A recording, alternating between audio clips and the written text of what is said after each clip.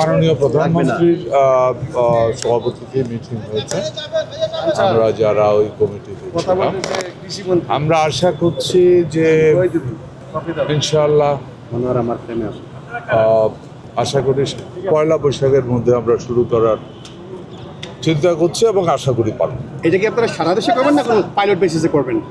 Pilot প্রথম থেকে আপনার কতটা উপজেলা এরকম কোনো এখন 8টা 9টা উপজেলার মধ্যে যাবে, 9টা উপজেলা, 9টা ইউনিয়নের 9টা ডিভিশন, ওইভাবে আর কি। তো একটি শেয়ারের মাধ্যমে আসলে মূলত কি কি সুবিধাগুলো পাবে কৃষকরা? মোটা দাগে আমরা শুরু থেকে দেশের মানুষকে প্রতিদিন সুরক্ষিত রাখার প্রত্যয় নিয়ে সেফটি কেবলস সহ এলো সেফ সিলিং ফ্যান।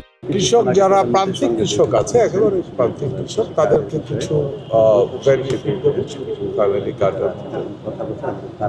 আর পরবর্তীতে অ্যাকচুয়ালি আমাদের এই কার্ডের মূল উদ্দেশ্য যেটা আছে সেটা হলো উৎপাদন, ভোক্তা,